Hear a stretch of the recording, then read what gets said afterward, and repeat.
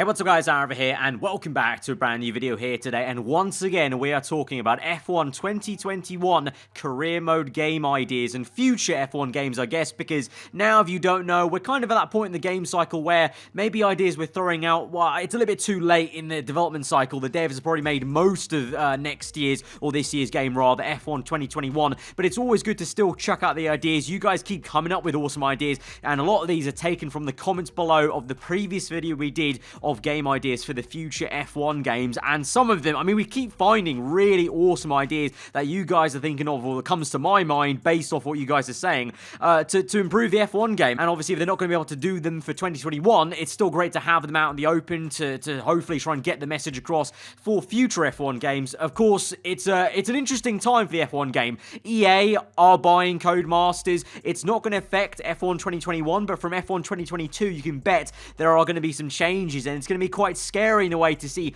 what those changes will be, what the impact is of having EA resources, and how much they'll maybe, you know, take into the step of Codemasters, how much Codies will still be able to retain in terms of what they can do. I really hope that EA kind of leave Codemasters alone to do most of the work, but we'll have to see. No one really knows. But let's dive into this then. 6 other F1 2021 game ideas specifically for career mode and my team in mind. So number 1 is going to be rushing upgrades for a big performance gain, or trying to risk a performance gain, and you may end up losing performance because of it. Now, what I really mean about this, and this will be kind of more affecting things at pre-season for the new season. Let's say you're in season 2 to 3 of my team or career mode, and obviously, you know, like we see in real life sometimes, teams try things, concepts of the whole car, and sometimes it doesn't go right. We saw this with McLaren in 2012 to 2013, where they kind of felt like they were hitting a brick wall in terms of development with 2012, so they took a gamble and changed the philosophy for 2013.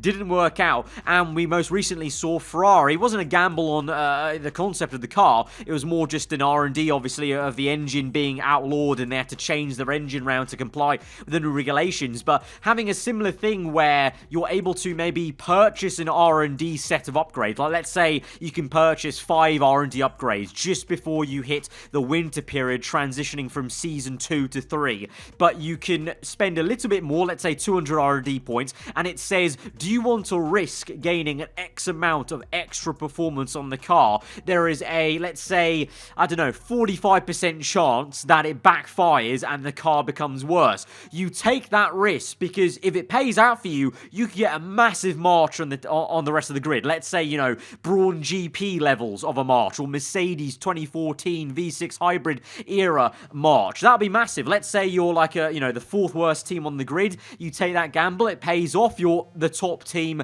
the very next season. How epic would that be? But equally, if you're a top team and maybe the risk becomes higher in that regard, so maybe for lower teams the risk is less and for higher teams it's more, if you took the risk and it didn't pay off and it ends up like McLaren 2013 or even McLaren 2015 with Honda, or Ferrari 2020 where the car gets significantly worse, and that's a whole new challenge in itself. Now I know it maybe doesn't sound like the most positive idea in terms of you might be annoyed, but that's the whole point. You know, Formula 1, it's not easy going, it's not all fairy tales. Sometimes it goes wrong, it's engineering, sometimes you get it wrong, and these engineers have got it wrong in different teams over the course of the entirety of the sport there. And so I feel like the game at least needs to have the option of maybe having that as a possibility, as like a, you know, maybe a menu option of saying, do you want to do it, or you basically just don't, you know, you don't go for the risk ever if you're a new casual player and you don't want to take that risk. But for players like myself and those of you who are still playing my team, the more hardcore people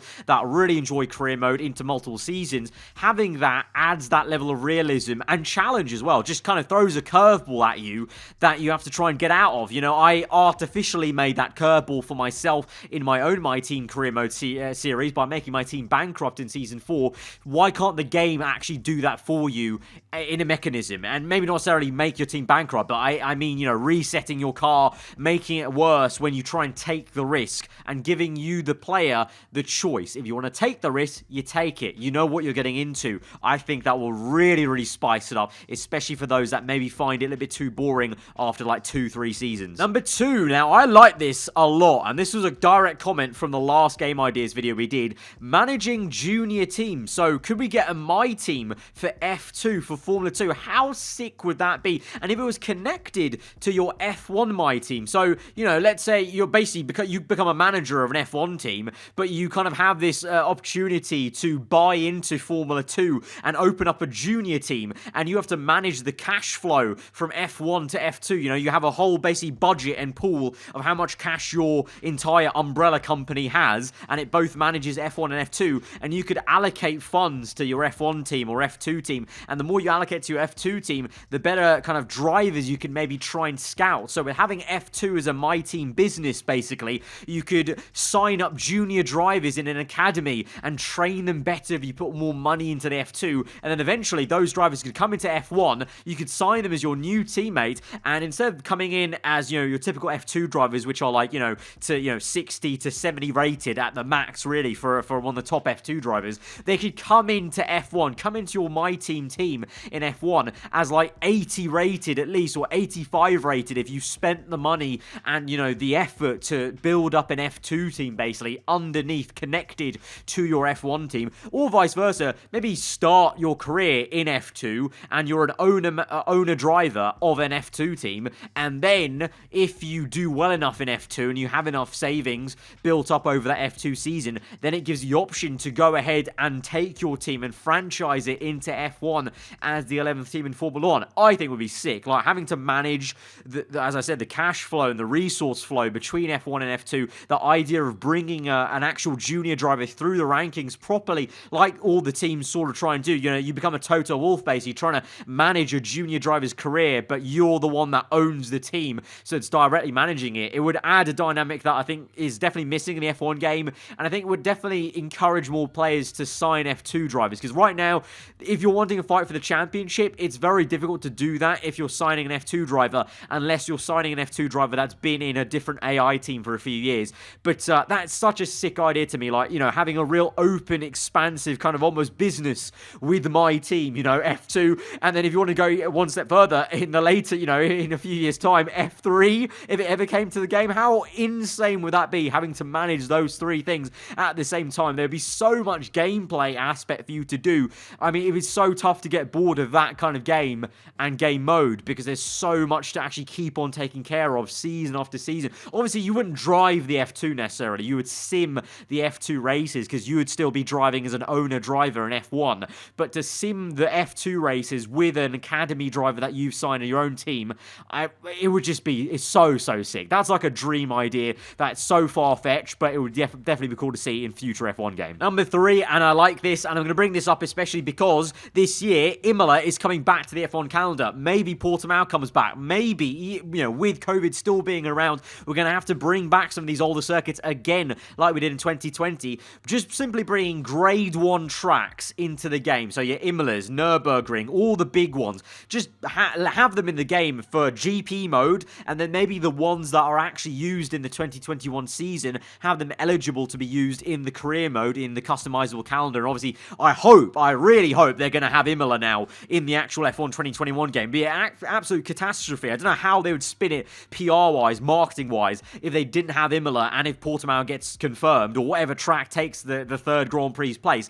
If those two tracks aren't in the F1 2020 game, when they are now officially in the calendar from the get-go, it would be a calamity. So they've got to have Imola in there, at least, minimum. So why not go the full way? Why not bring those tracks, those other Grade A tracks that were in F1 in 2020? Because fans would love that. For Grand Prix mode, for league racing, even for esports, you could use those tracks. And then for career mode as well, be awesome. Because, it gets a little bit samey sometimes, especially in career mode. If you're doing the same exact tracks, the exact same order, we've already spoken about having the custom calendar allow us to customize the order. So let me have Australia at the end of the season, rather than having to have it always at the start. But then allowing us to have those extra Grade A tracks means that you're really never going to get bored season after season, because you have that customizability. Like, your career mode will be so different to everyone else's, and if you favor certain circuits, you enjoy racing at those, you can pick them and just have fun and not have to feel like it's a chore driving the Russian Grand Prix or Singapore for that, for example. Number 4, and this is going to be an idea kind of nicked a little bit from Motorsport Manager, but this was a comment from the previous game ideas video.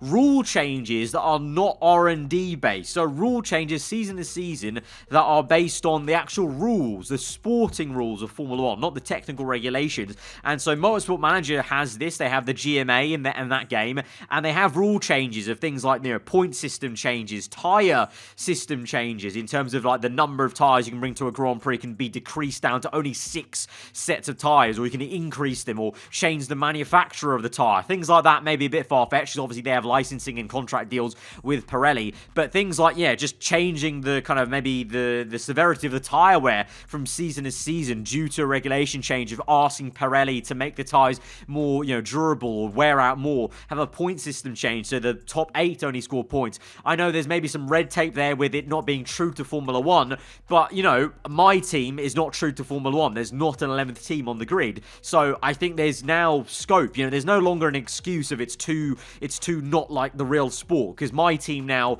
there is no 11th team. You're making an imaginary team, so why not have sporting regulation changes, which again would just double up as making everyone's career mode experiences so different and unique to one another, to your friends if you talk to them about it, or vice versa, just the difference to YouTubers you watch, and just basically keep it fresh for everyone playing career mode still, now, like 6 months down the line in the career mode cycle. Number 5, now this one's a little bit difficult. This is inspired by a comment I saw, but also I'm adding in my little kind of input into it, but more kind of mid-season cutscenes, maybe having some generic cutscenes where, we get to see the drivers kind of going at each other's throats a little bit.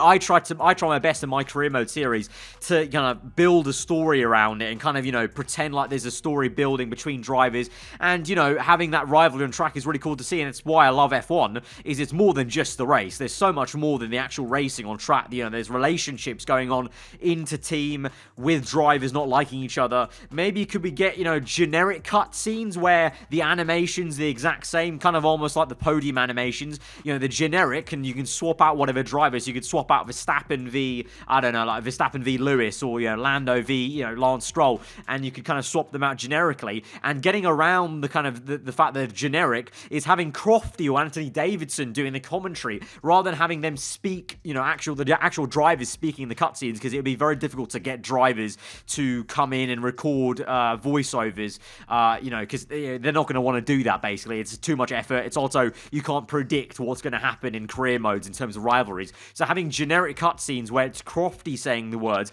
and just a simple commentary of like, oh, it looks like Verstappen and Hamilton are having a scuff up in the pen. They didn't, particularly like, Verstappen didn't particularly like what Hamilton was doing in the race, squeezing him off. You could swap out those, the names Verstappen, Hamilton in the audio editing to kind of generate that kind of very generic commentary that could run over these generic cutscenes, and it would add to the career mode aspect and add to that immersion of the career, where if you did see Verstappen and Hamilton coming to wars, or Hamilton beat Verstappen to the line 1v2, and then having the generic cutscene, and that triggers maybe Verstappen's aggression stat in the game going up, and then maybe Hamilton's aggression also goes up, or Hamilton chooses Verstappen then in the background as a rival for Verstappen. That boosts Verstappen's stats to fight him more.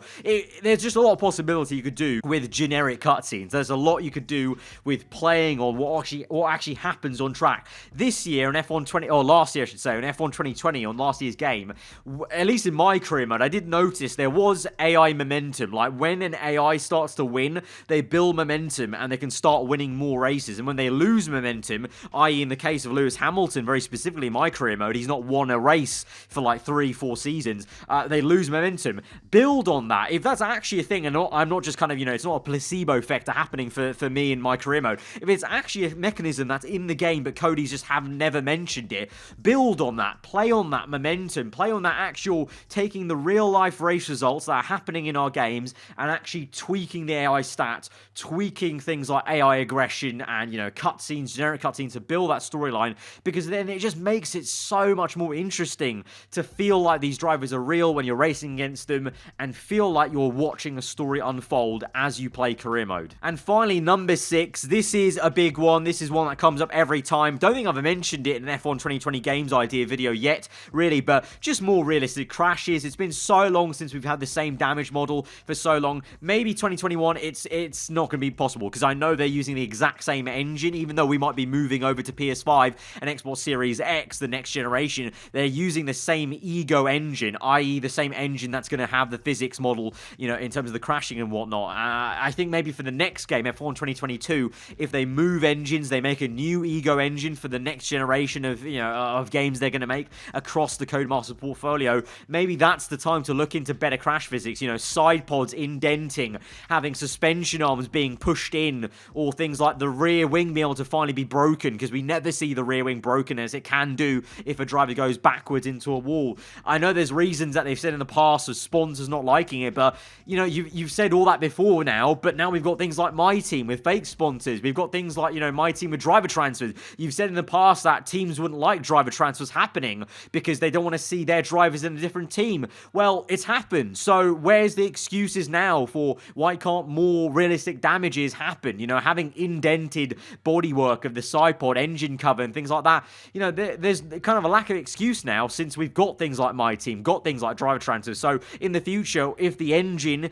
is changing maybe and it's going to allow for better crash physics, you know, why can't we have that? You know, because every other major racing game, Forza, GT Sport, you know, other Need for Speed, all of them have, you know, great crash physics, and they've got car companies in these games, and it's no bother. So I feel like the red tape excuse that kind of most of us have had to kind of say, YouTubers especially, when we talk about game ideas that maybe aren't possible for the F1 game, we've been saying there's red tape for years now. Maybe that red tape is now going away, and so we can start to realistically put these ideas out, and it's not just a pipe dream, it's not a bonkers idea. That's definitely not going to happen. So why can't it happen? More realistic crashes, better bodywork, contact systems basically, and have that hitbox of the F1 car be a little bit smaller, a bit more realistic to the actual shape of the side pods, etc, etc. So those are 6 other game ideas we have had for F1 2021 and future F1 games. Really, you know, going back to point number 2, love that idea of kind of management in F2, even like, you know, the simple things of being able to have a worse car for pre-season and next season, you know, some really good ideas that I think they could definitely implement. It's, you know, just a case of coding in some certain parameters of taking that risk and getting the kickback, or, you know, having, you know, obviously the F2 one's a bit bigger, but there's some really great ideas in this one. Really happy with the ones we came out with. And so as per usual, let me know in the comments below any other ideas you have not seen yet in any of the previous videos I've done on F1 2022 game ideas, because you guys keep coming out with some awesome ones, or you guys are saying things that maybe have already turned up, but the way you're saying them is inspiring my mind to tick over and think of other ideas. So yeah, it's a really enjoyable thing to kind of dream a little bit about what the F1 game could be, knowing that it's already still a very great foundation, but we could take it to even higher levels in future years. So let me know in the comments below. If you're already around here, do get subscribed for weekly Formula 1 content. If you enjoy the video, hit that like button. I'll see you guys next time. Goodbye.